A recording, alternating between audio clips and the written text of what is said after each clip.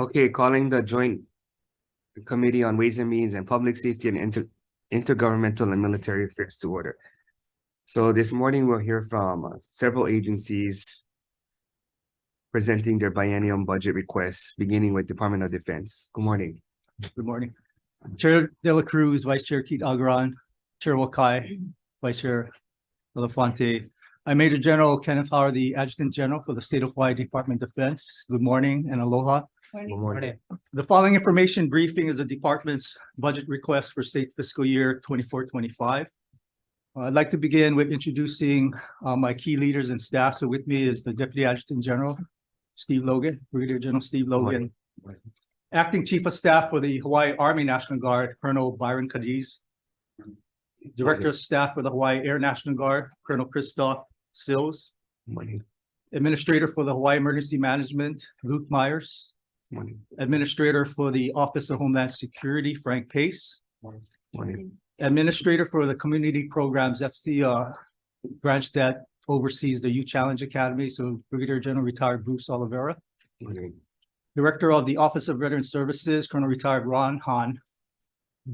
And then my Military Support Officer, Brigadier General Neil Mitsuyoshi, and my Engineering Officer, Captain Xiao Yu Lee. Morning. So in the governor's budget, we got approved for the following funds for requests for state fiscal year 24. That's a total of $35.3 million in general funds. That also includes the budget adjustment request of $8.8 million. These funds would bring approximately $90.7 million in federal matching funds. The governor's budget request for the department's fiscal year 25 is a total of $32.9 million. That includes the budget adjustment of $6.3 million. And these funds would bring in approximately $85 million in matching federal funds. Major adjustments contained in the budget request are $5 million for a post-disaster major disaster fund, an additional $2.5 million in general funds to be able to access an already approved federal match of $4 million, $700,000 increase in salary for eligible program positions for the Hawaii National Guard Youth Challenge Academy. The department appealed 16 items from the governor's request or disapproval. The appeal request is for $4.3 million in fiscal year 24 and an additional $4.3 million in fiscal year 25. The appeals include life safety improvements, a bucket truck for Hawaii Emergency Management Agency for siren maintenance, the reestablishment of defunded Youth Challenge Academy positions, and then Youth Challenge Academy program increases. For Table 15, the CIP, the governor's budget approved 7 projects. Our department requested $18.9 million for fiscal year 24 and $8.2 million for fiscal year 25. Major requests include upgrade and improvement to buildings, siren maintenance and modernization, hurricane protective measures, upgrade and improvement to the Hawaii Emergency Management Agency's Berkheimer Emergency Operations Center, veteran cemetery restoration, upgrades and improvement. And these projects would bring in $39.6 million in federal matching funds. Department appealed 3 projects, CIP projects totaling $1.4 million. One is at the Diamond Head Kahala Tunnel for repairs, upgrades, and improvement. Also improvements to facilities statewide, and then a Hawaii State Veteran Cemetery, Global War on Terrorism Memorial. A major condition impacting the department is a fiscal year 23 fringe rate of 62.78%. Because of this fringe, federal policy shifted to a fixed budget and directed that all federal funds only be authorized for projects and would no longer be authorized for personnel salaries. To mitigate this, HAIMA uses in-kind assistance to cover the state matching funds, and in the Youth Challenge Academy place new hires of cadre on 89-day hire. Programs at risk of losing, the program at risk of losing federal funds required for state match is a state local cybersecurity grant program. For our vacancies, DoD has a total of 512 positions, of which 282 are permanent and 230 are temporary position. We have a total of 191 vacancies. 47 are filled with hourly or 89-day hires. So of the remaining 144 actual vacancies, which is 28%, 114 positions have pending actions. And then 3 positions do not have any actions that we'll be working on. Telework, of our 368 employees, 11 are authorized for telework. 3 of those employees are for reasonable accommodation determination. 1 is an out-of-state employee that works with the Hawaii State Fusion Center. And then 7 attached employees that we placed on telework to comply with the Veteran Administration Health and Safety Precaution Mandate at the time of the approval. These, the OVS telework personnel, that expires within the next 60 days. Chair, this concludes the briefing, and I have my staff here to take any questions. Members, question? Yeah, for going back to table 15 on CIP. You said there are a couple of projects that you're gonna be asking the current administration to add. Yes. Have you had the meeting yet with the governor or it's still pending? Yeah, actually, I'm not with the governor, but with Budget and Finance, and they support our, from my understanding, they support our request. What they're trying to consider is it general bond funds or some things actually we're moving to MOF A, is my Okay. understanding. All right.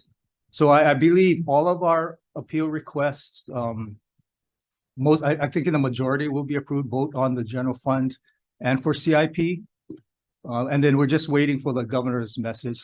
And then the figures that I gave is what we expect to get approved. Okay, so for the projects that are on table 15, there are method of funding Mhm. general funds. You're confident those are ready to go then, obviously, since it's a Yes, very sir. short time period. So the one we appealed, the first one I appealed was the Diamond Head Kahala Tunnel shotcrete repairs, because we felt that's for safety, right? People drive through and walk through, so that's a hazard. And then the other one is the upgrade improvements to Department of Defense facilities statewide. The first project was 250K CIP. And then the second appeal was for 900K CIP. And then the third one is Hawaii State Veterans Global War and Terrorism Memorial. Okay, if you could provide maybe what the costs are of those. Sure. Thank you. Senator Levante. Thank you, Chair. General Hara, on table 6, on your proposed budget additions. Could you explain what Special Project Act 284 positions as 500,000? Sorry, Vice Chair, which one is that again? Table 6 on your Department of Defense proposed budget additions sheet. You scroll down about halfway down where it says Special Project 284 positions. There's 2 positions for $500,000. What are those positions for? Let's see.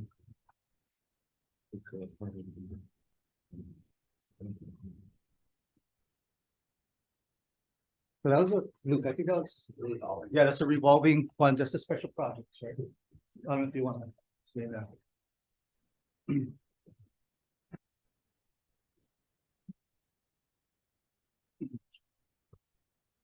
Morning, sir. There was an investment made in the Storm Act, which creates a state revolving loan fund to match hazard mitigation dollars for hazard reduction.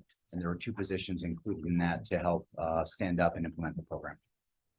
Okay, so that's revolving, so that will be every biennial. Yes, sir. Right, so we used to cover that with MOF A, the general funds, and then we changed it to MOF W, revolving funds. Okay, thank you. Thank you, Chair. I know we spoke once about restructuring part of your department so that Ha'ima would become an attached agency versus a division. What are you still thinking that we should move in that direction, or? I think, I believe so in the future. At this time, no, I don't support that. And, we have some major leadership changes there. I think would be good just to stabilize Ha'ima as is for now. How how far in the Actually, future? at least 2 more years. So maybe the next biennium. Yeah, so if we try to at least, I don't think we have to mandate it, but how much would it cost for you to develop a plan so that in 2 years we can, I need to get back to you. I'm not sure. I don't want to just throw out a name. But there's multiple options we looked at is actually standing up Higher Emergency Management Agency as a department, right? Similar to the federal government or attached agency. And then one is maybe elevating the administrator as a deputy director, then has a direct tie to the governor. So it'll be a similar setup. yeah. And that would be, cost neutral, the third. No, I think those are good ideas. I mean, I would want to at least pass something that sunrises later. So we don't have to do it now. But it gives you time to restructure, and then in 2 years, then it can happen. Okay. Especially with the whole pandemic. Senator Noy? Yes, thank you. Thank you for being here as well. Several years ago, we talked about having the new building. What happened to the plans? And, as Chair recommended, perhaps consolidating Hawai'i into, so I would think that perhaps having the new Right. building built, whatever happened to that? So we actually Project. tried several years, right, to pass legislation to build a joint emergency operations center. Right. And actually, one of the bills made it all the way to conference. But I think the sticker shock is what killed it at the nth hour. We did put in a request this year again for 12 million to do planning and design. Mm, And then cut out the cart before the horse, but we anticipate about 101 million to build that. Hopefully at the Mililani Tech Park, the first responders tech park. Thank you. Hopefully. Senator Wakai. We gotta build the road. And get out the lot. General Harder, I'm looking at your table 11 with your vacancies. And you said you have 144 vacancies, and I'm looking at the column where we talk about expected fill dates, and I count only about 18 of them have a specified fill date. Why the lack of clarity on when you expect to fill a vast majority of these vacancies? I'll let General Logan ask it, 'cause he did the deep dive by position for me, so he can explain.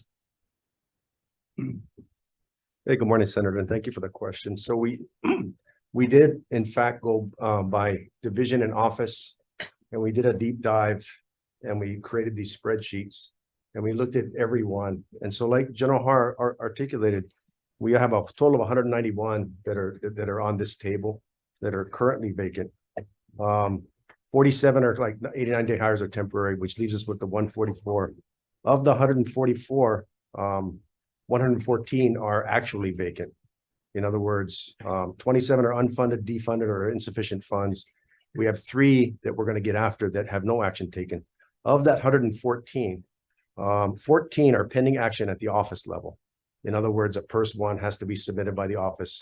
And as we look at those 3 that he described previously, we're going to get after that. 13 are pending redescription, and a lot of those are within the Hawai'i Emergency Management Agency, and they're describing to a new type of emergency management position, and I can have Administrator Luke go into greater detail on it if necessary.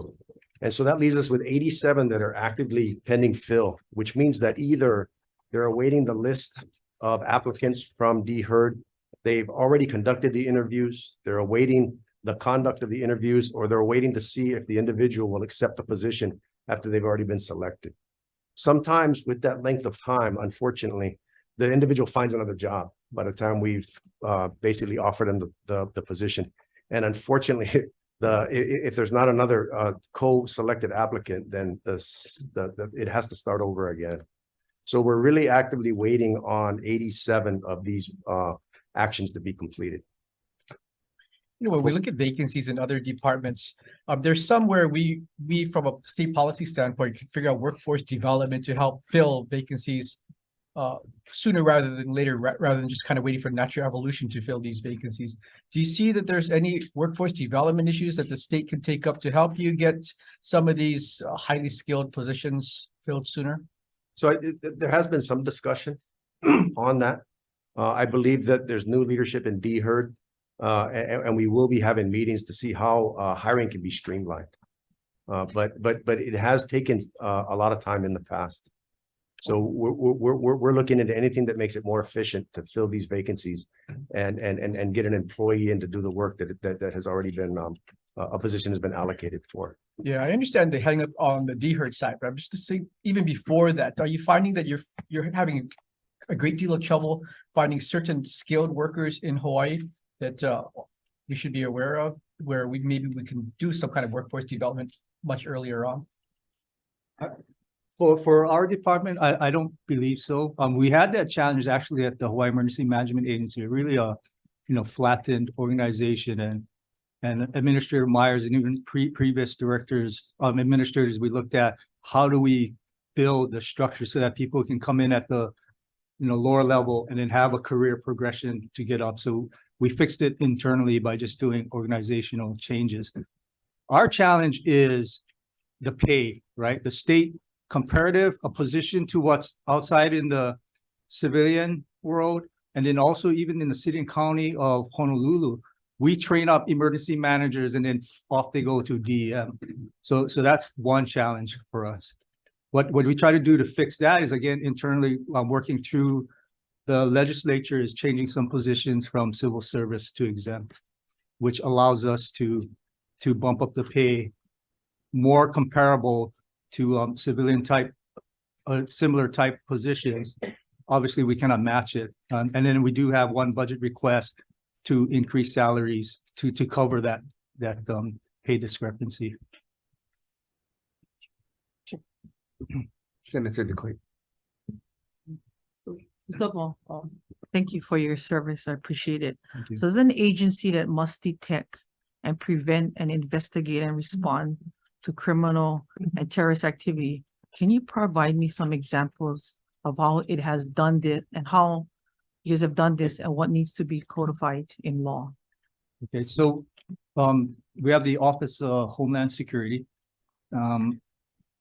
That office and the fusion center that's part of it came about following the 9/11 attacks. You had streams of intelligence and information that were not fused together, analyzed, and turned into intelligence, from information to intelligence, and then shared with the appropriate agency. So that's the key role that HAIMA plays. If you want some actual events, I can have Administrator Pace come up here and talk about some of the stories that the success stories that they have.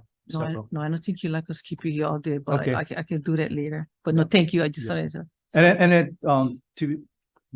The Office of Homeland Security is one of the divisions that will be transferring to the new Department of Law Enforcement. Okay. Yeah, because we've been having challenge with the Office of Homeland Security. Also, I'll leave that to Senator Mercado to pound on. But no, Okay. we've having challenges with them too. With the but State Office of Homeland Security or the Department of with- Homeland with Security? the Federal? Department of Homeland Security. So thank you. Sure. Thank you, Chair. Senator Kim. On your 89-day hires, I see that you have 14 times it was renewed, 24 times. Can you explain why? I mean, 89-day hires was not intended to be Right. long-term. So one of the individuals worked for HAIMA, and I can let Luke talk about it, but this guy has skill sets that they really needed. So that's why I supported that 89-day hire Why didn't you continuation. hire him permanently? He was, I think. Then why is he on 89-day hire? Come up to the mic.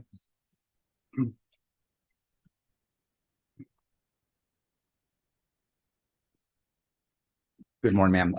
The individual in question worked for State Civil Defense many years ago and transitioned to HAIMA. He was our State Hazard Mitigation Officer. He's retired from state service several times. He has some underlying health conditions, but has agreed to support some of the green individuals in the organization through an 89-day hire. So 20, is that the one 24 times? yes, ma'am. When I How first, many years is that? 24?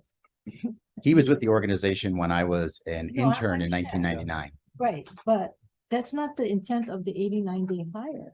Do you folks understand that? And you have one at 14.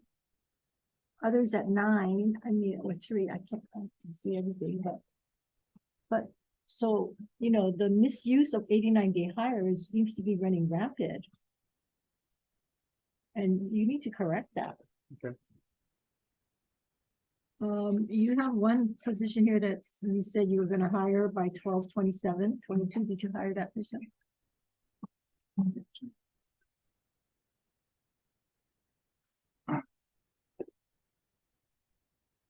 That is the military executive officer.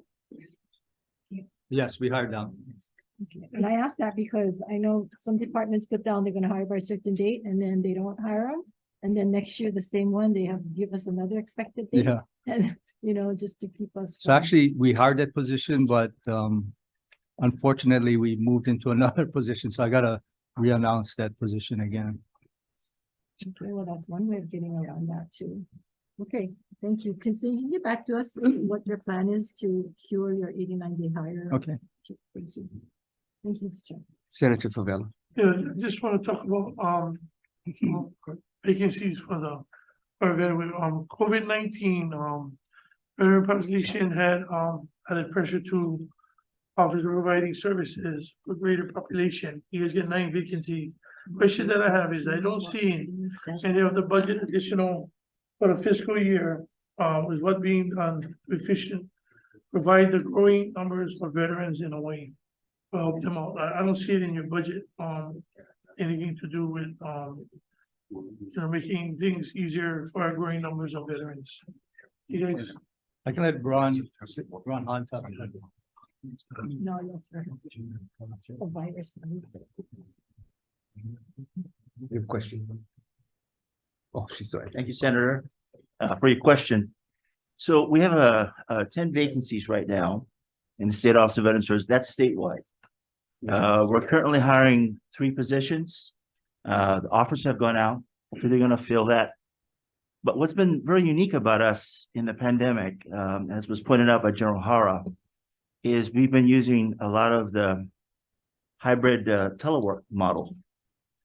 So back in 2019, we averaged about 70,000 contacts a year with the full staff. With a short of about 5 due to attrition, normal attrition through separations, with higher paying jobs or retirements. In 2021, we hit 80,000 contacts. Now, contact can be a 5-minute, give me a DD 214, help them with a burial. In 2022, we hit 83,000 contacts. So we are actually doing more in that hybrid model. Now, what are we doing that's unique? Well, we're actually going out there and through Teams and through Zoom and through telephones, calls to reach out to folks. A lot of our folks, just take Oahu. They don't like coming up to Tripler. It takes a while to get up to Tripler. And then you got to find parking, you got to do all these other related things. And so, long story being short, we do it virtually, and our clients are very, very pleased with that. It also reduces the no-show rate. We used to get about a 25–30% no-show rate because folks just couldn't meet the appointment requirements. We don't care if you're at home watching the Super Bowl or you're having food with your family. We're going to take your claim. And that's been our experience. So in actuality, Senator, we've actually reached to more veterans under this hybrid model. Now, once we hire all of the folks that are on that vacancy list, we're going to populate the Akaka Seabach, which is over in down in your district area. And then we're also going to plus up over in Hilo and over in Kauai. And they're going, again, the 3 that we have coming on board, the 2 have come on board right away, or here on Oahu, is actually going to provide services not only for Tripler, it's kind of our central hub, but also our east hub over at Diamond Head, and then over in Kapolei. So we're actually doing more, sir. To answer your question, that's a long way going around it. I understand the efficiency that you guys are providing. I'm just wondering why in the budget, there's nothing additional to, you guys know, you see over here, I have 9, but you're seeing 10. I just don't see the, you have all this stuff that you guys are doing, but I don't see anything that you guys are adding or having asked for anything more in the budget, for this, Yeah, it's a great question. The so you- main reason, sir, we need to hire the positions we have available first. And then after that, then we kind of take it from there. You know, So do our do- due do- diligence So first. do you guys have a plan of providing funding for services as the federal funds dry up? You guys have plans for that? We do. The federal government, if you're talking about the shutdown Yeah. that may have happened in the past, we've been through that. It's probably if it were to happen again, the state Office of Veterans Services continued their services, even though our VA counterparts, had to shut their doors. And we still provided the necessary services that our veterans and their families required. Again, even in the pandemic with the shutdowns of the state, we've never shut our doors. We've never closed operations, ever.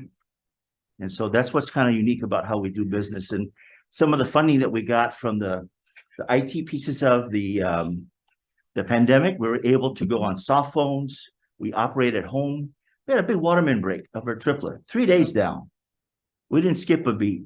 Normally we'd have to take leave and adjust all of our appointments into different directions. We never had to do any of that. So that efficiencies are realized, and with more people, with the people that we have available, we should be able to do even more. Just one more, Chair. So the federal funding that is coming this year decrease. Should the project and the state funding be increased? And why is the operation budget for 24 and 25 decreasing? We do a lot, Senator, in the realm of state match, federal match. Yeah. So one example is the West Hawaii Veterans Cemetery over in Kona.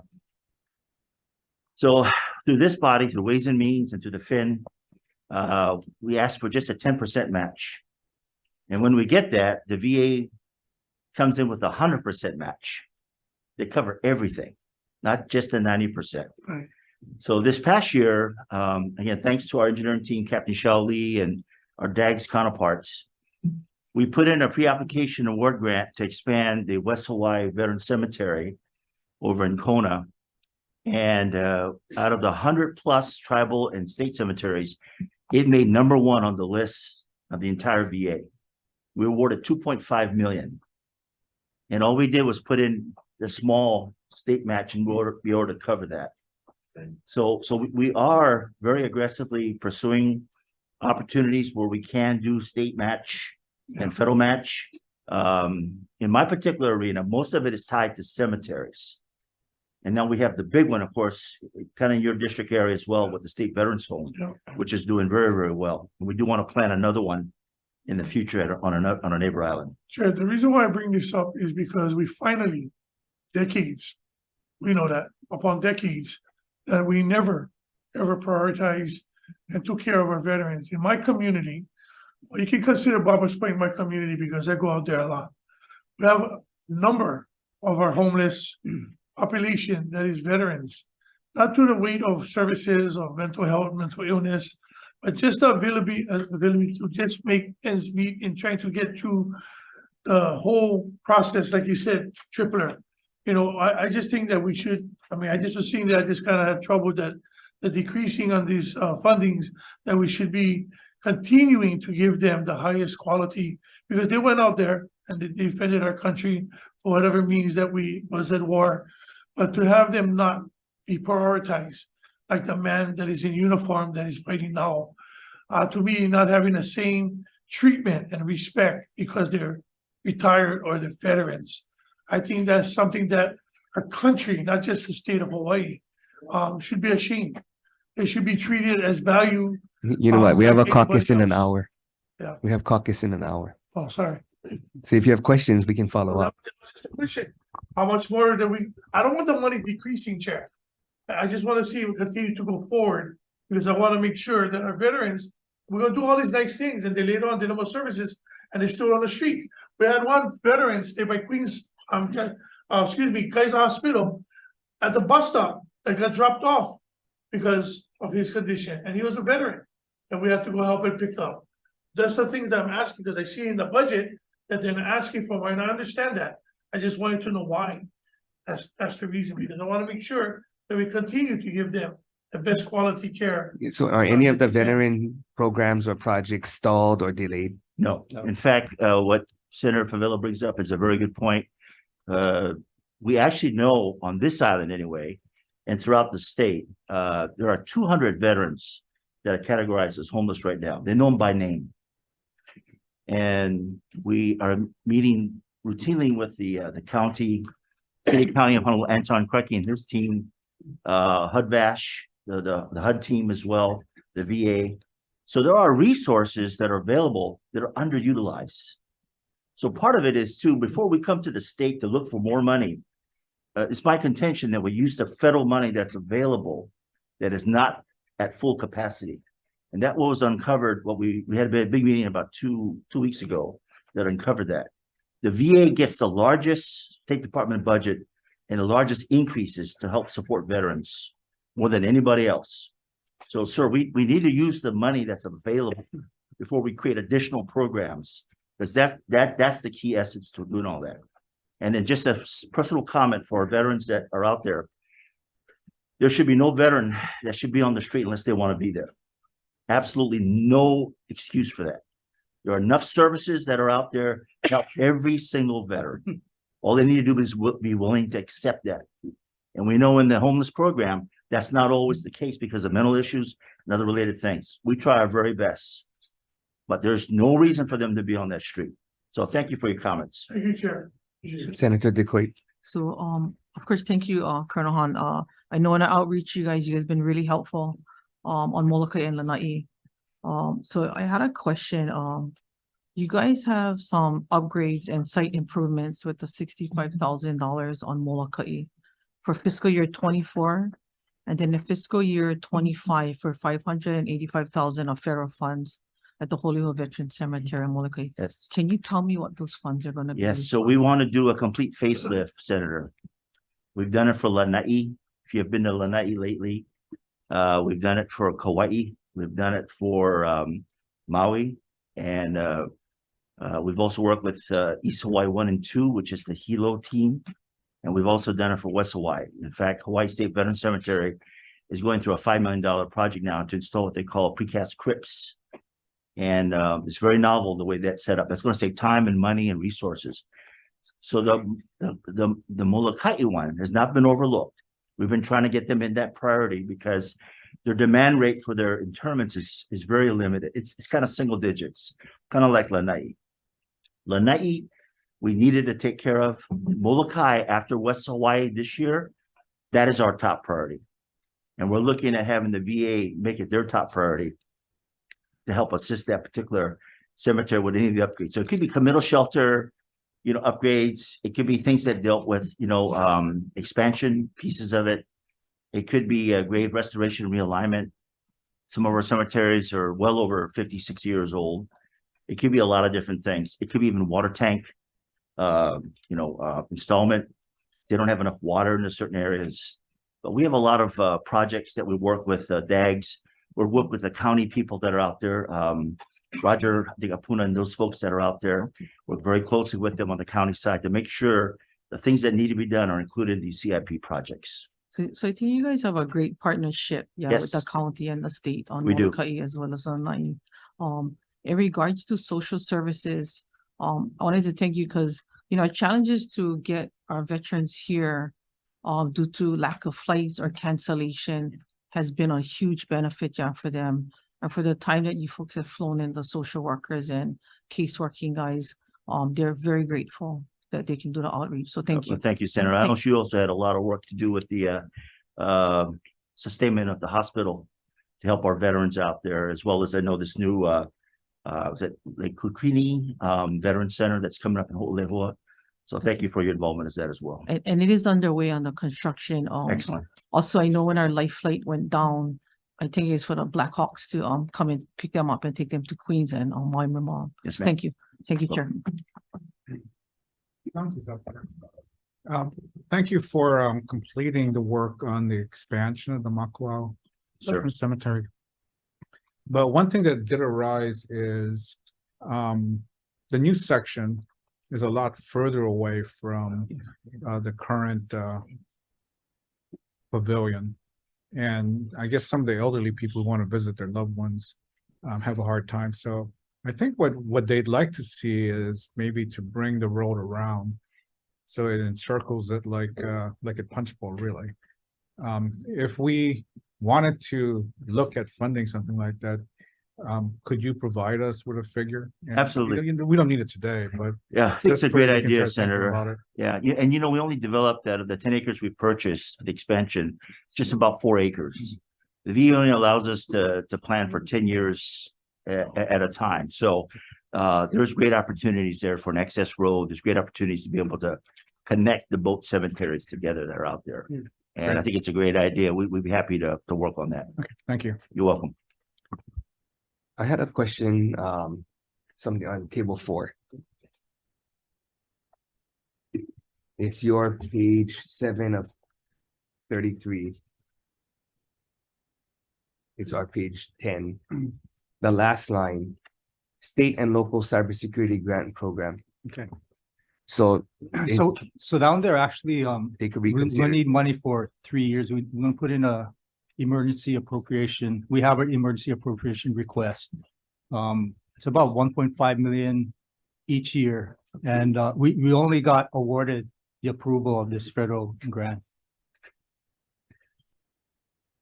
I So can have the- Frank, Administrator Pace, come up and. No. I just Okay. want to know that if the if this is part of the administration's reconsideration, Yes, it is. Yes, because initially it was denied, right? correct. Yeah, that's one of the ones I appealed. Okay, and the appeal got approved. Yeah, and the reason, what happened is when the Green administration came in, obviously they're trying to redo the new governor's budget. So the strategy was to just go ahead and approve what Governor Ige had approved, and then everything else, the approval for the appeals would be on the first governor's message following his state of the state. Okay, and the match is what again? It's pretty significant. Right? You got it.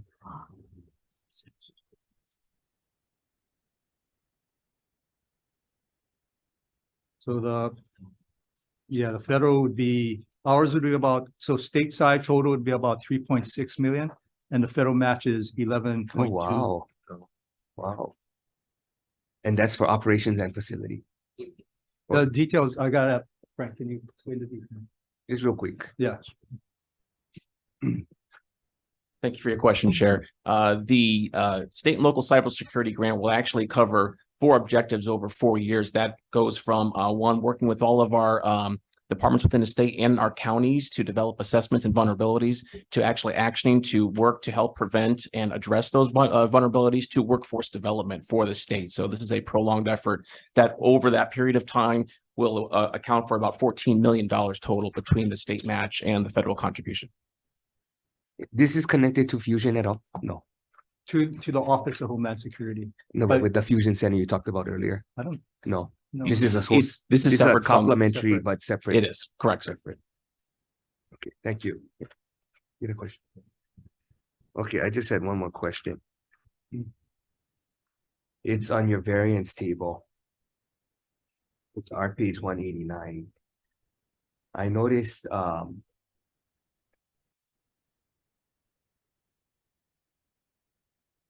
you met or exceeded all of your planned activities. Except you have your number of Ha'ima plans updated. You had only planned 5, but you actually updated 35. And the one number that stuck out was the number of persons completing formal Ha'ima training. You planned for 69, but had 0.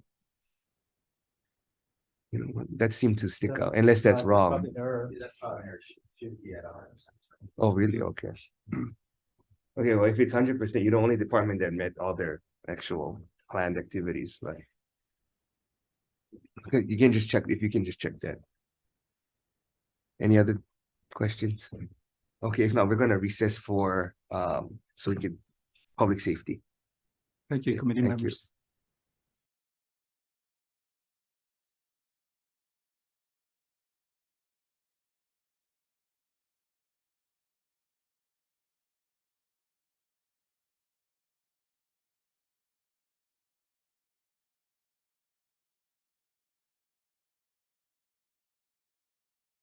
Good afternoon. Oh, good Good morning. morning. Good So morning. used to this being too late. Go ahead. Thank you. Good morning, Chair Dela Cruz, Chair Wakai, Vice Chairs and members of both committee. I'm Tommy Johnson, the Director for the Department of Public Safety. Before I begin, I would like to introduce my leadership team that's here with me. Directly behind me to my right is our new Deputy Director of Administration, Miss Melanie Martin. And she's just started this week, so since she didn't run out the door screaming yet, she's a keeper.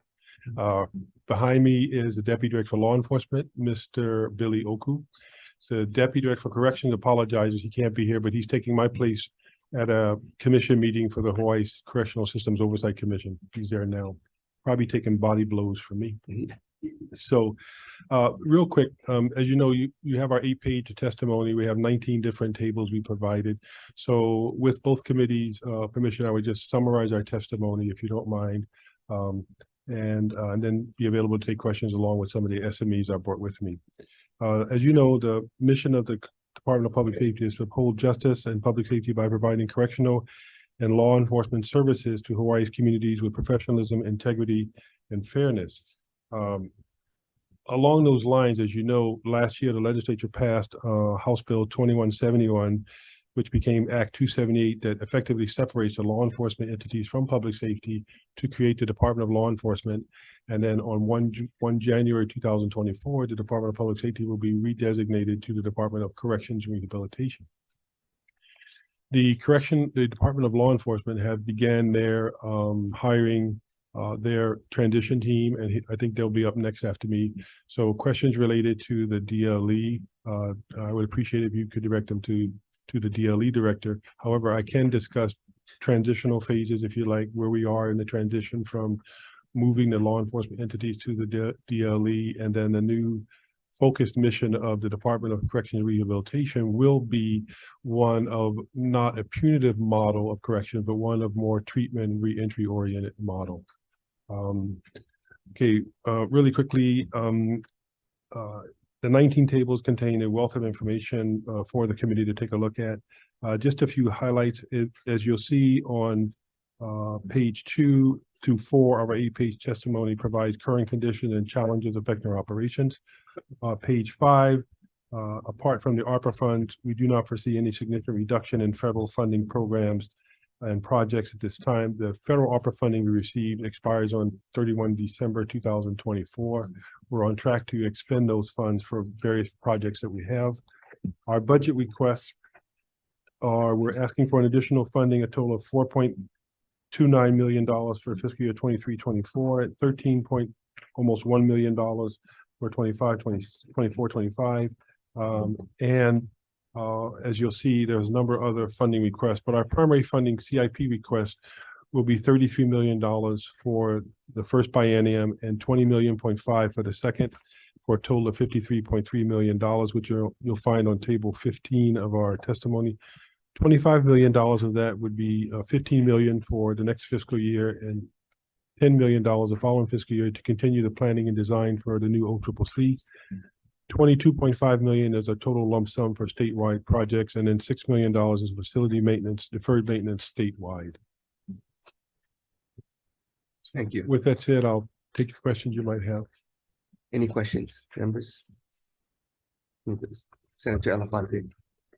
Thank you, Chair. Thank you, Mr. Johnson, for your testimony. Currently, your prison guards, has there been any talks about maybe looking and working with the union on changing their schedule or times?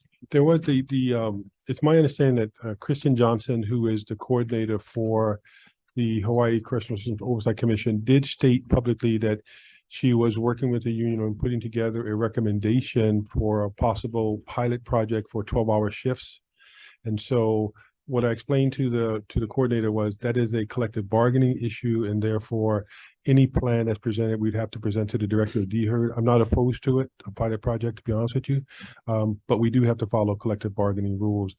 We would like to do an analysis of the recommendation and look at other jurisdictions to see, and there is a lot of information out there about other jurisdictions were able to reduce their sick leave and staffing. But we would have to do the analysis to see if the pilot project worked, to make sure the staff are coming to work, so we come up with an accurate shift relief factor to determine if we could then spread the pilot project to another facility and then another facility. And then what is your current vacancies now for those positions? Our current vacancy in our testimony, I believe, is 443 vacancies. That does not include the new positions that we've gotten. But when we looked at our vacancy rate, we talked to the Correctional Leadership Association to find out how we were doing stacked up against other jurisdictions. So we're about a third of our officers down with respect to vacancies, but that's about average for the jurisdictions around the country, particularly those that are like us, where we have a unified system where the state runs both the jails and the prisons. In larger states, the jails belong to the county and the prisons run the state runs the prisons. Okay, thank you. Thank you, Chair. Any other questions? Yeah. Table 15. If you could give us breakouts on the lump sums that you're asking for. We can send that to the chair and we'll take a look at it afterwards. Okay. The other thing is, were there any projects requested from the previous administration that are not included in the CIP budget that you're going to be appealing to the current governor? There were some funding requests we didn't get in the steady state project. We did submit our request to the Green administration, to the administration.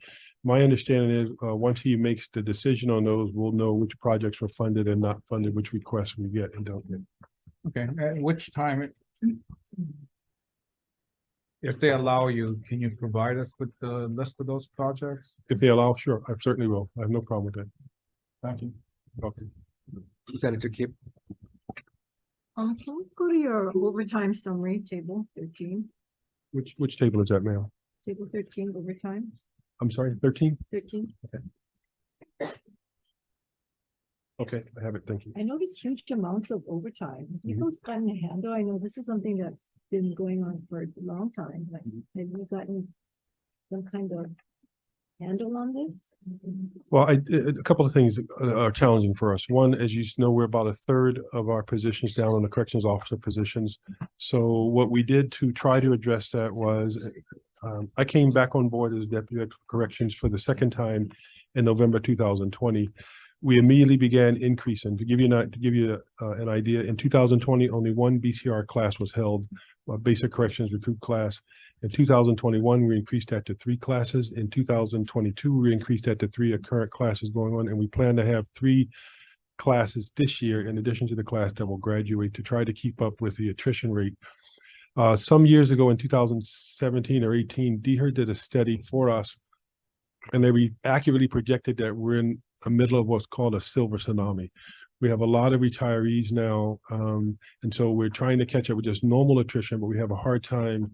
With COVID hit, we had to create spacing in the classroom, so it cut the attendance rate, if you will, down to 50%. So we've increased in the increase in number of classes we held. At one point, we were holding classes night and day.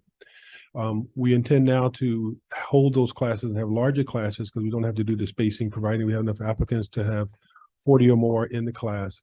And we're working with DHERD director. I talked to her about the vacancy rate, so she's looking at how we can streamline some of the recruitment process. In addition, we need to have a better return to work program. So she's going to hire a vocational rehabilitative specialist because we do have work for the staff to come back on a light duty program, providing they're limited light duty and we can meet their needs. Because you got 1.6 million in Oahu Community Corrections in overtime. Yes. That's huge. Well, part of the problem is, to be perfectly frank, the state has the best benefit package in the nation. And when officers call in sick, we have to fill that position. But when we fill that post, if you will, we're filling it at time and a half instead of straight time. Right. So that's where you see the overtime But- costs. Yes. Have you folks, cured some of the things that are going on where, you know, different positions will take off and then they say, I'm gonna be sick, then you can work overtime and so forth, or they call in sick for a Super Bowl or whatever and have other people. I mean, that's been going on, right? It's been going on for years. We have what's called black posts and red posts. Let me explain real quick. So the red posts are those critical posts that we have to operate no matter what. We're talking about medical, perimeter, housing units where they have control of doors, kitchen operations, medical operations. Then we have the black posts, which are the rovers, the relievers, visitation and programs. So when we come up, we always schedule enough staff to run all the programs. So when staff starts calling in sick, we look at where's that posting going to man? Can we fill it? If we can't, then we have to close that post. We save, but there may be a program that's not running. If we fill that post, we're paying time and a half. So I would like to work with UPW on a way to address the amount of sick leave that officers are taking to see, can we provide a better environment for them? Is it environmental? Is it resources? What can we do to have the staff want to come to work in the facilities? Because with seniority, a corrections officer can pick their shift, their post, and their day off. If they don't show up for work, we still have to fill that post. Right, so have you folks cured some of the, or looked at the individuals that are consistently calling and the ones that are not? And then do you have officers working 16-hour days? We have officers working 16 and 24 hours, to be honest with you, and we are trying to address that with the staff. So we're using the 3011 provision out of UPW contract to address those type of absences. But what you'll find is that percentage-wise, our ECOs have the highest number of folks with approved FMLA. So when a person has approved federal family leave, they get 480 hours in a 12-month period. And when we tell that person, okay, we have to keep you over for sick leave, they say, nope, I have approved family leave. So we have to let that person go. So now we have to keep that person that may have already completed 16 and keep that person for 24.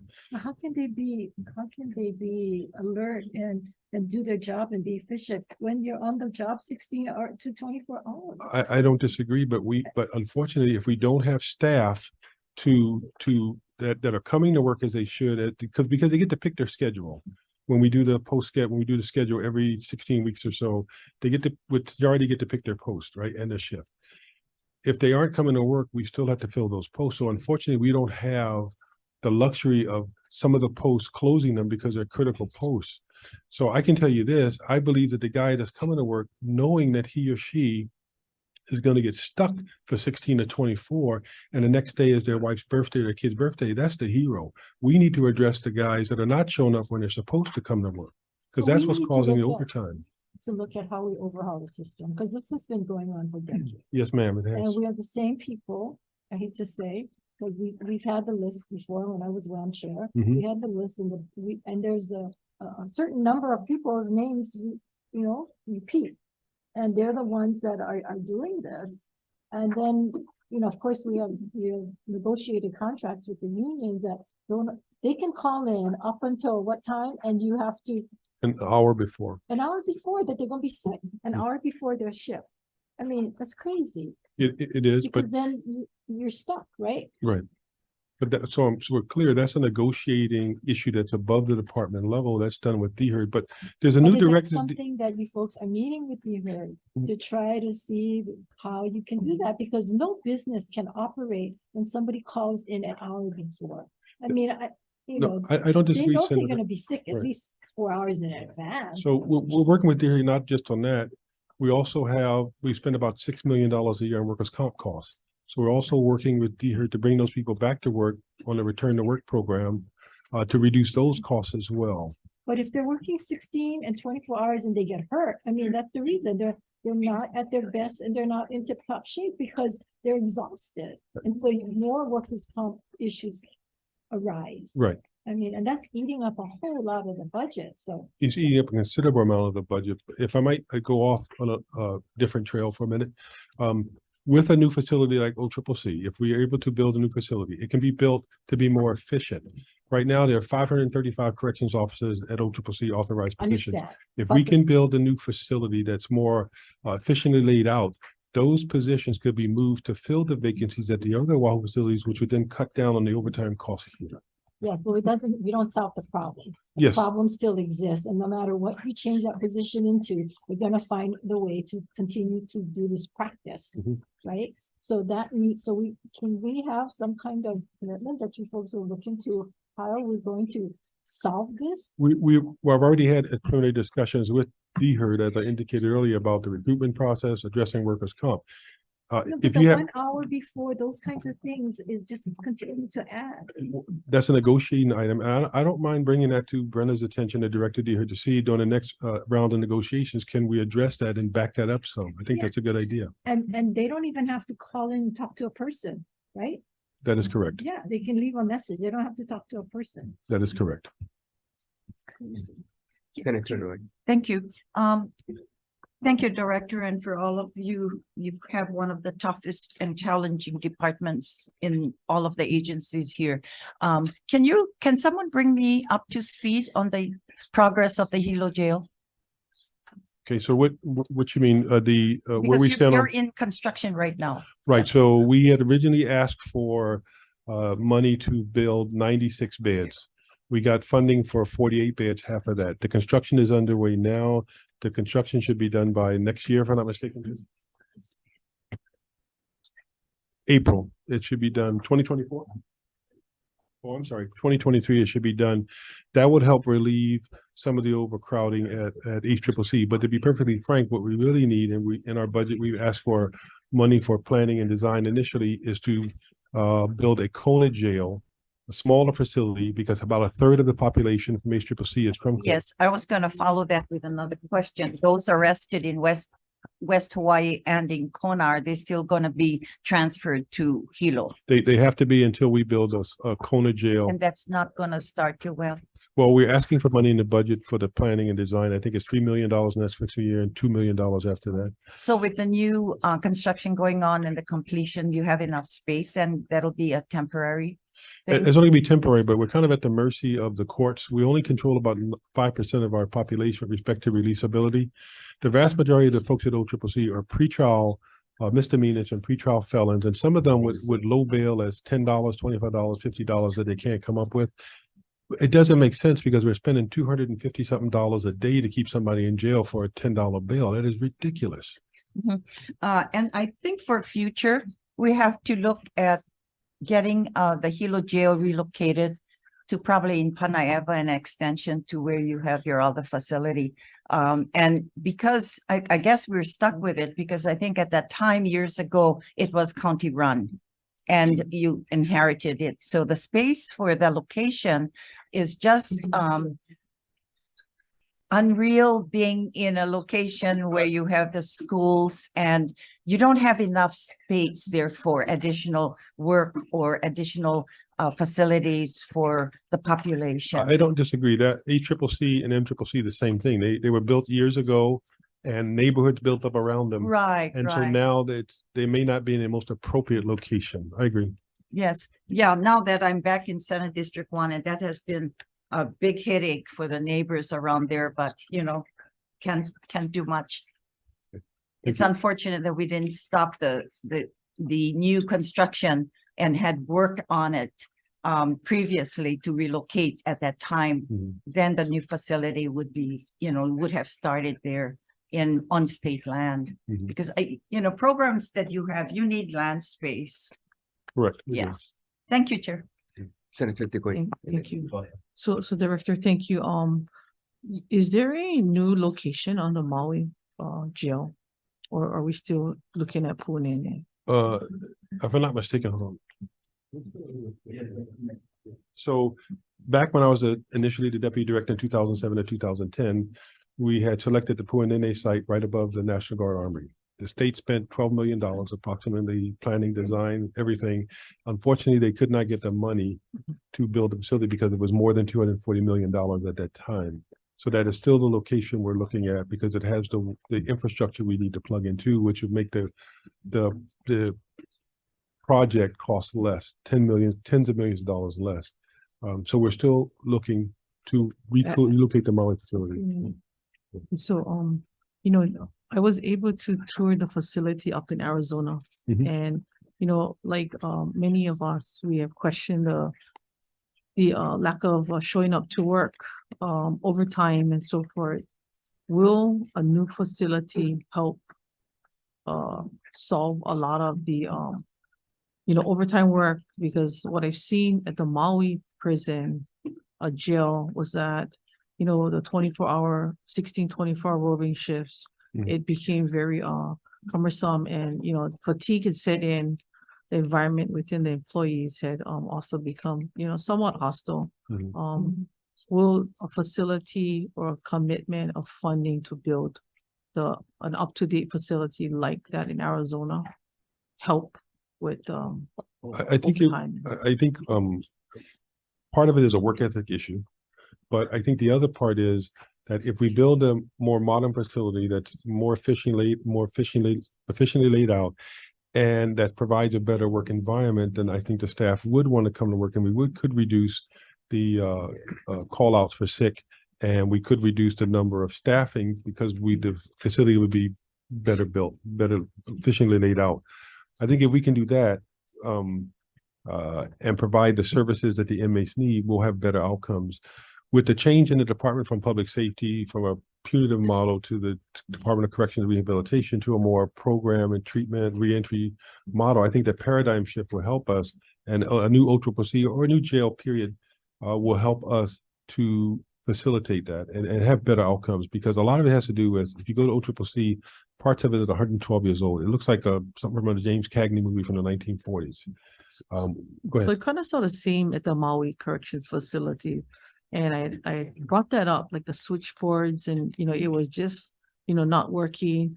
I saw you were, you know, basically having to double team some areas of blind spots. You know, and I thought the facility in Arizona was very well built, no pun intended, as we put on weight. I saw many of them that, you know, because you guys are operating under computers, I mean, they were able to cover an entire level.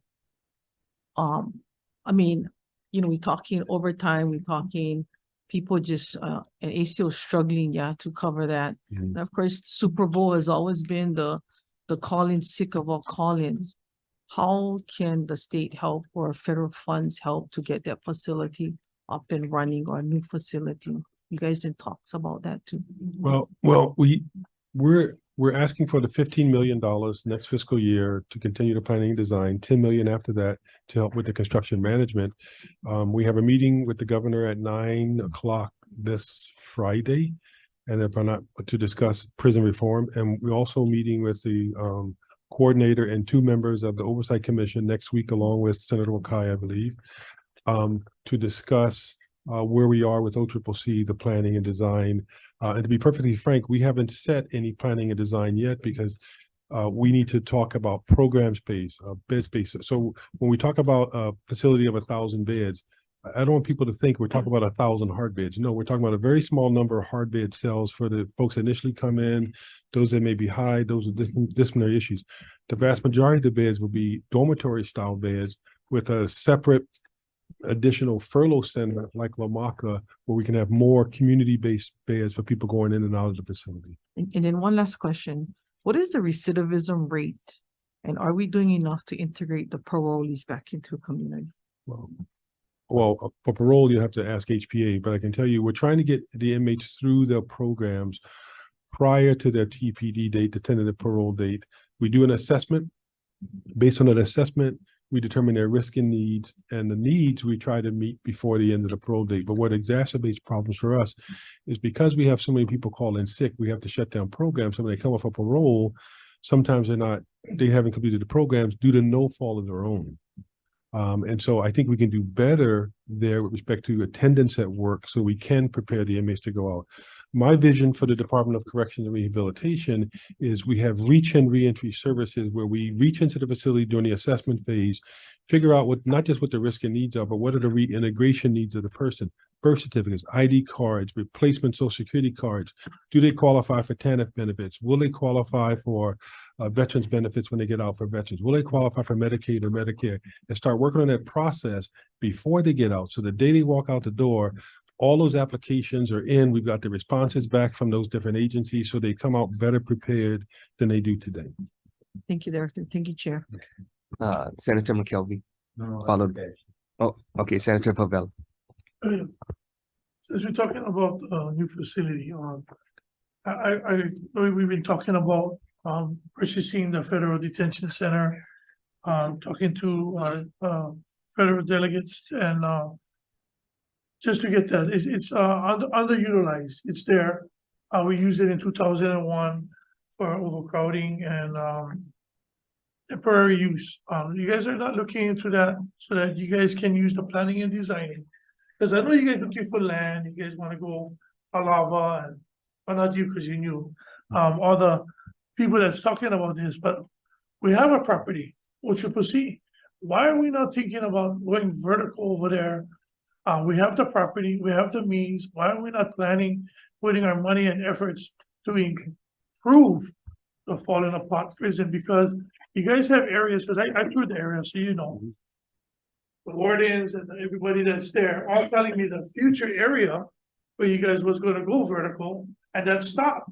See, we all like a new prison, like the mainland and everything like that, but we don't have the money to build something like that. But if you go a smaller scale, I want to talk about my colleagues who always go small and they continue to build.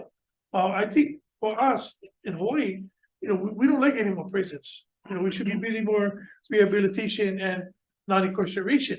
But we are where we are. I mean, our adult correction officers, I know you're very mild on the 24-hour.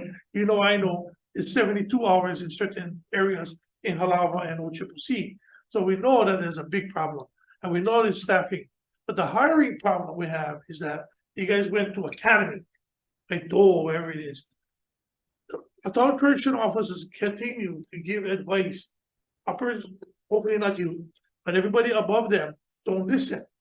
Practice is that if I want to hire Senator Kim at Ochiposi, she's going to work with me. She'll not in the red zones and whatever, but she's going to be there. So she don't get on shock when she get out of the academy and then 3 days later quit. Same with Halava, because Halava is push buttons, right? Monitors, right? Push button and give a chair that there's a chair over there, Senator De La Cruz, that is called the mystery chair. And everybody falls down and go on industrial. So we gotta fix that chair, put a camera there so that we don't have any more industrial. But what I'm saying is that that's the reason why we have nobody going.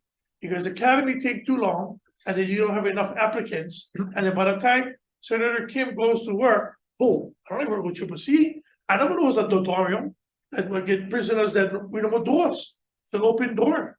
I was sitting in the middle of an open door, 32 prisoners on one side, 32 prisoners on the other side, and get 3 of us with no guns.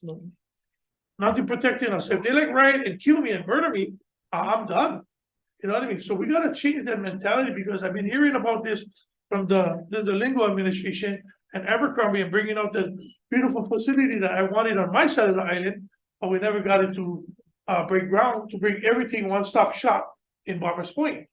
You know what I mean? So to me, I'm not for bringing $500 million prison and try to be the kind. I think we should invest the money with what we have now and just increase it and make it better. Excuse me, but it's right next to an elementary school. What elementary? No, I'm talking about the way it's built now. Yes, but the where it's now, right there, where it's now, yeah. No, okay, can we stick to a question? Yeah, though? the question is, why are we not going vertical? And make it more safe because you buy the elementary school. Okay, so a couple of things. One, for a jail, it's not a good idea to, it's not a good idea to go vertical because it's not conducive to in and out movement that you need for furlough. If you go vertical, then a prison would be better because you have less movement in and out of a prison all the time and you just got visitation. With respect to the building upward, there's height limitations even around the Halava area. So we haven't settled on any kind of design yet, to be honest with you, but I can assure you that any new ultra procedure we build, it should be scalable. What I mean is that we can build smaller. but we need to put in the water, electrical and sewer infrastructure. But we do need to add on down the line that you've already got those costs covered and you just put a building on top. So that's something to think about, right? With respect to this mystery chair, if I find it, I'll kill it. It's just that simple. No, just Okay. replace it. All right. Well, Senator Elefante. Thank you, Mr. Chairman. And following up on the line of questions from Senator DeCoit on your programs, does that fall under your budget for operations for programs or reintegration coming back into the community? yes, it does. And then is your goal to increase funding for those programs over time? Because I do believe that is one way for reentry as that can be successful with making sure that there's enough resources for that. I think yes, I would like to seek increasing in funding, but increasing funding would have to be based on evidence-based programs that work and it's tailored to the population that we have. But if we look at the criminal justice system, we have to adjust it at both ends and in the middle. What I mean by that is, think of the criminal justice system as an iceberg. I've had this conversation with a couple of you before. HPA is at the top, the Paroling Authority, with 1,200 people on parole, all convicted felons. They don't deal with misdemeanors. Under HPA is PSD down to the waterline with 4,200 people incarcerated, 2,200 convicted felons, and the vast majority, and the rest are sentence misdemeanors, pretrial felons, parole violators, probation violators, and a very small number of people we're holding for other jurisdictions for extradition purposes. Under the waterline is the judiciary with 25,000 people on probation, 13,000 of which are sentenced felony probationers. So any attempt to address reducing recidivism and reducing the cost of incarceration has to be with the judiciary and diversion programs, so they don't come to prison or jail. With us, public safety to provide better programs, evidence-based programs, and with the HPA, so we can have what we call a warm handoff to the parole, with the inmate to parole, and they continue with the same services they had in the facility. So yes, I agree we should increase the funding for evidence-based programs. Okay, well, thank you for sharing that. And two quick follow-ups on that. Sure. How many prisoners are on the mainland, in particular in Arizona? Just under 1,000. Under 1,000. Just under 1,000. And then I know you're gonna break down for the committee on table 15 on the 25 million for the biennium for the new OCCC. Yes. And as in your thoughts, where do you feel that should be for the new OCCC? Well, the site that's planned now is doable. And some of the infrastructure is there. I would be concerned with, and we'd have to work with. And you're talking about the animal quarantine site, right? The old animal quarantine site. Yeah. So that site can work. My primary concern would be, how do we work with public transportation to make sure that we get public transportation to those folks in the furlough programs, so they can catch the buses and get back at the end of the day. That's kind of in the. And in thinking about that, and thank you for sharing the information about the 1,000 that is in Arizona. In your planning design, as you go out to RFP, will you incorporate that amount to possibly accommodate to bring back home the prisoners on the mainland? So there'll be two different populations we're talking about. So the populations in OCCC are mainly inmates who are a pretrial in jail, and those coming back through who are going out to furlough, whereas the folks on the mainland would need a prison. But what I have done is ordered the mainland and FTC branch not to send any non-violent Class C offenders to the mainland, because they should remain here, and two, to return as many people as we can that are minimum in community custody, because we have open beds at Waiava and the Kulani Correctional Facility, and backfill those beds so we can start moving the other inmates downstream out to the furloughs. Thank you, Mr. Johnson. Thank you, Chair. Mr. Johnson, I'm looking at the last audit report from June of last year. And going back to Senator Kim's questions about overtime that's out of control there. Apparently, sorry, I'm not familiar with this Kamakana program that was established, but the audit says that your department is really not implementing all of the benefits Kamakani was supposed to, which was supposed to look at vacation requests, leave of absence, timesheets, all of these things. But apparently in 5 out of the 8 areas that were supposed to utilize this approach, they didn't even participate in it. and that it's still very manual intensive, very susceptible to a lot of errors. So can you update us on what the Kamakani has done and what more needs to be ensured that all 8 of your facilities are helping to streamline things and reducing the costs that Senator Kim mentioned earlier? Okay, so the Kamakani report was never meant to be an auditing tool. It was meant to be a tool, a management tool for the warden of the facility to No, look. this is an audit on the, No, I Kamakani. understand, but I'm just trying to tell you what the Kamakani report was, because when we talked to the auditor, we explained to him that it wasn't designed for the purpose he thought it should have been designed for. So if you let me explain, I'll try to get to that. So the Kamakani report was designed as a management tool for the facilities wardens, and then for the higher level, the IDA and the Deputy Director of Corrections to look to see how things were going in the facility.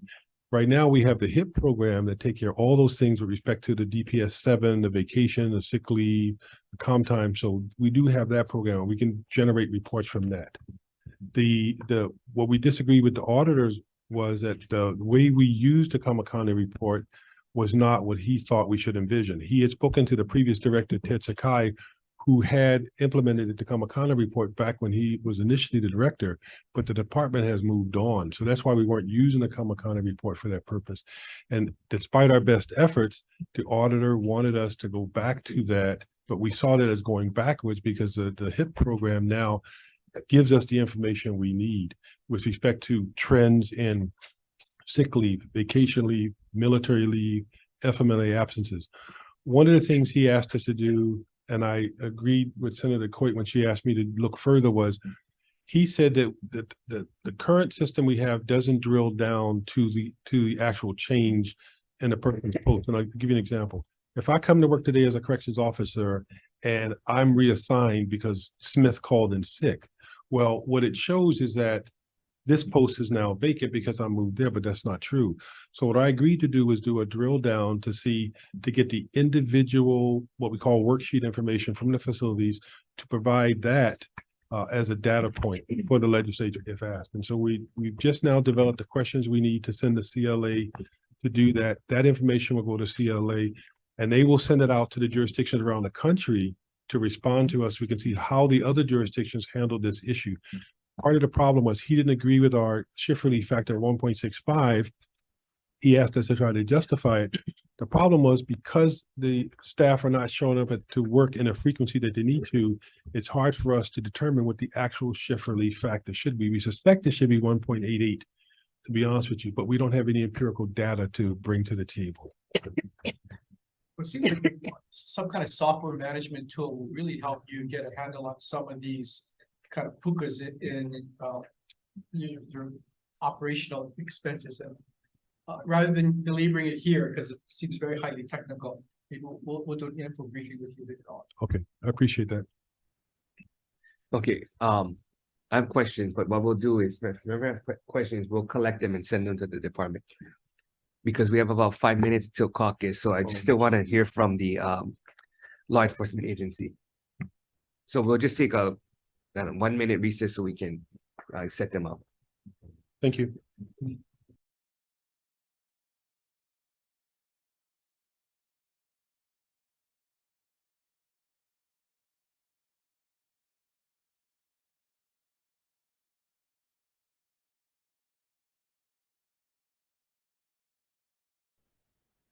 Okay, we'll hear from the last department this morning, Department of Law Enforcement. So good morning.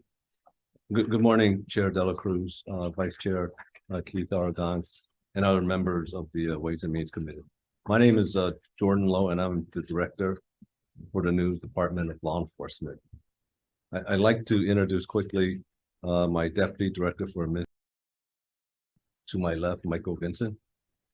And to his left is Russell Fong, the Department's ASO. And to his left is Jennifer Igami, the Department Human Resource Officer. I also have available to answer questions for you is first Kevin Howe. He's with the United States Secret Service. He's the Assistant Special Agent in charge, and he's part of our technology innovation team. Jared Radula, who is currently the Narcotics Enforcement Division Administrator, but he is going to move over at the end of the month to be the Chief Investigator for the Attorney General's office. And Frank Pace from the Office of Homeland Security, he's the administrator there. And then I'd like to introduce Dutch Hanahano. He's the new appointed sheriff for public safety that will be merging over to the Department of Law Enforcement at the end of the year. William Oku, Deputy Director for Law Enforcement for Public Safety, who will also be merging over to the Department of Law Enforcement. First Deputy Lanikoa Goborowski, and at the end of the year, he will also be with the Department of Law Enforcement. And I also have Brandon Mizuka, who's the CLIA manager for the Department of Public Safety, and who will also be moving over. So pursuant to Act 278, we were tasked to stand up the Department of Law Enforcement in two critical phases. The first is to establish the administrative infrastructure by July 1st, 2023. And the second was to merge the law enforcement assets from the Department of Public Safety, the Department of Transportation, the Harbor Police, the Department of the Attorney General, which is a portion of their investigation division, and the Office of Homeland Security. That's all to be done by January 1st, 2024. Our mission and objective of this new department is to provide enhanced law enforcement services to Oahu and the neighbor islands, and to be a better partner with all of the county police departments, state agency, and the federal agencies. The Department of Law Enforcement strives to promote trust, legitimacy, and accountability to the public. Some of our goals for this new department is to increase public safety, improve decision-making, streamline communications, reduce duplication of efforts, and provide uniform training and standards. We've already established partnerships with the FBI and the Joint Terrorism Task Force to protect the state from domestic and foreign threats. We are working to control and address the narcotics epidemic that plagues our communities through our commitment of investigators and deputies to the federal high-intensity drug trafficking task forces. We are committed to reducing gun violence and other violent criminal acts in our island communities through our participation with the new federal Safe Neighborhoods program. We hope to invest in the next generation law enforcement technology solutions that will allow the department to prioritize innovation and staffing needs. The IT enhancement will promote an open, interoperable, reliable, secure data management system and reliable communications infrastructure. We have identified a facility space for a centralized headquarters for our department, and it is pending approval from DAGS right now. We hope to implement a body-worn camera program and integrate it with GPS with our communication systems. And again, that's for accountability purposes to the public. In the spirit of Act 278, we've already have started to train other state law enforcement entities. In fact, right now, we have a DOTAC criminal investigator attending our basic law enforcement recruit class. And through an MOU, we expect to have 3 additional investigators from DOTACs attend our academy this coming June. And we've made that same offer to the Honolulu prosecutor's office as they hire investigators that may not have law enforcement training. And we have offered that to other state agencies also.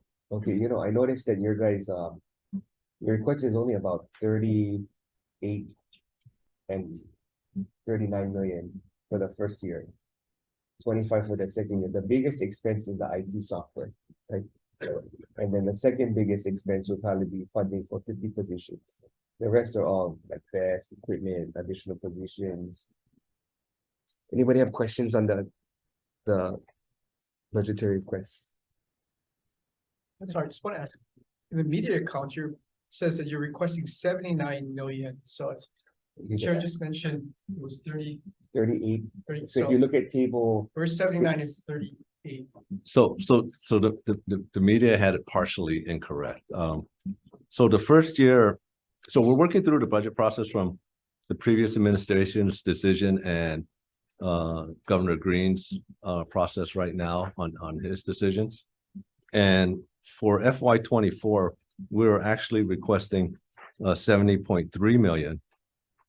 So that's about 35 million more on top of what the ED administration. agreed. Correct. And of which you are correct, 30 million is for IT. Okay, and the second year would be what? The second year would be 76.3 million, of which Okay, so about 50 more. the second 50, year. yeah, and 51 million is payroll. Right. So the huge difference in the 2 years is for FY